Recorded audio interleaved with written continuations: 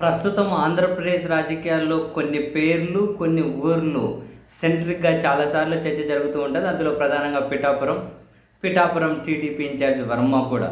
ఎందుకంటే, ఆ వర్మ ఆశీర్వాదంతోనే అక్కడ రాజకీయాన్ని మొదలెట్టినటువంటి జనసేన అధ్యక్షులు వర్మ చేతిలోనే తన గెలుపోటములు పెడుతున్నాను అని చెప్పి ప్రకటించినటువంటి జనసేన అధ్యక్షులు గెలిచి ఉప ముఖ్యమంత్రి అయిన తర్వాత స్వయాన వాళ్ళ తమ్ముడు ప్రస్తుత ఎమ్మెల్సీ నాగబాబు గారి దగ్గర నుంచే డైరెక్ట్‌గా అందరికి అర్థమయ్యేటట్లే వర్మని కర్మ అనే విధంగా మా గెలుపుకు మేమే కారణం, ఇంకెవరో కాదు, అలా అనుకుంటే వాళ్ళ కర్మ అని.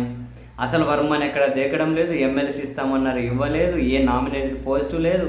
చివరికి వర్మగా ఎవరికైనా ఒకరికి పింఛన్ రాలేదని చెప్పి పోయినా ఒకరికి పింఛన్ కూడా ఇప్పించుకోలేనంత పరిస్థితుల్లో వర్మ వెళ్ళిపోయారు అని ఆయన అనుచరులు అయితే ఇంకా బయట కక్కలేక మింగలేక చాలా నిర్వేదాన్ని అయితే వ్యక్తం చేస్తూ ఉన్నారు. చివరికి వర్మ మీద దాడి జరగలే, ఇటుక పిల్లలు బీర్ సీసాలు తీసుకొని కారు మీద. అలా ఉంది వర్మ పరిస్థితి. ఇప్పుడు నాగబాబు గారు ఎమ్మెల్సీ అయిపోయిన తర్వాత, ఇప్పుడు ఎమ్మెల్సీ అయిన తర్వాత ఇంకా అఫీషియల్గానే ఇంకా పిఠాపురం జనసేన రాజకీయానికి, పిఠాపురం అధికార కేంద్రానికి ఆయనే జమీందారిని చేసేశారు. అఫీషియల్గా ఆ పార్టీని అనౌన్స్ చేసింది. ఇక నుంచి కార్యక్రమాలు ఏవైనా శంకుస్థాపనలు, ప్రారంభోత్సవాలు, అధికారిక కార్యక్రమాల్లో నాగబాబు గారే పాల్గొంటారని. ఎమ్మెల్యే పాల్గొనాలి, మినిస్టర్ పాల్గొనాలి, సరే ఎమ్మెల్సీ అయిన నాగబాబు గారే పాల్గొంటారని చెప్పి వాళ్ళు ప్రకటించారు. దానికి అనుగుణంగానే ఈరోజు నాగబాబు గారు పిఠాపురంలో ఈరోజు రేపు పర్యటిస్తూ ఉన్నారు.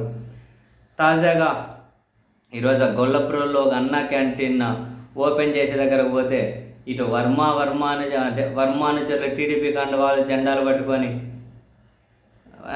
నాగబాబు గారి కార్యక్రమం దగ్గరికి వెళ్ళి జై వర్మ, జై జై వర్మ, జై టీడీపీ, జై వర్మ, జై జై వర్మ. ఇంగిటి వైపు జనసేన వాళ్ళ నాయకుడికి జై, నాగబాబుకి జై. ఇంక ఒకరికొరు ఇంకా తోసుకోవడాలు తీవ్ర ఉద్రిక్తత. ఇక జెండా కట్టెలు ఏవి దొరికితే అవి కొట్టుకోవడానికి ఇంకా దాదాపు ఇంకా సిద్ధపడిపోయారు. పోలీసులు ఇంక ఉన్నపలంగా రంగప్రవేశం చేసి వాళ్ళని వీళ్ళని దొబ్బేసి చూస్తే పాపం నాగబాబు గారు చూస్తూ ఉన్నారు ఒక వంక వాళ్ళ సైడ్ సీరియస్గానే. ఆయన ఏం నోరు తెరవలే కానీ సీరియస్గానే చూస్తూ ఉన్నారు. వాళ్ళు కొట్లాడుకుంటూ ఉంటే వీళ్ళు వాళ్ళు జై వర్మ అంటూ వాళ్ళ ఒక్కళ్ళు ఎక్కేసి హడావిడిగా అటు నుంచి ఆ కార్యక్రమం ముగించుకొని వెళ్తూ ఉన్నారు. మొత్తం మీద వీళ్ళిద్దరూ దొబ్బుకొని తోసుకొని కీదా మీద ఇంకా అది మరింత తీవ్ర ఉద్రిక్తత. అప్పటికే ఇంకా గట్టిగా కొట్టుకోకుండా పోలీసులు అయితే ప్రస్తుతానికి ఆపగలిగారు. అట్లా ఉంది పరిస్థితి. అక్కడేమో వర్మని కర్మ అని శూన్యం చేసే ప్రయత్నాలు, వర్మకేమో అక్కడ బాగానే పట్టుంది. మరి వర్మని కాదని నిజంగానే జనసేన పార్టీ రాజకీయంగా నిలబడగలుగుతుందా? లేదు, ఇక మన వర్మ సహకారం లేకుండా రాజకీయంగా ఇబ్బంది అవుతుంది అనుకుంటే మళ్ళీ చివరి నిమిషంలో ఏమైనా వర్మను లైన్లోకి తెచ్చుకుంటారా? ఇదైతే చూడాలి.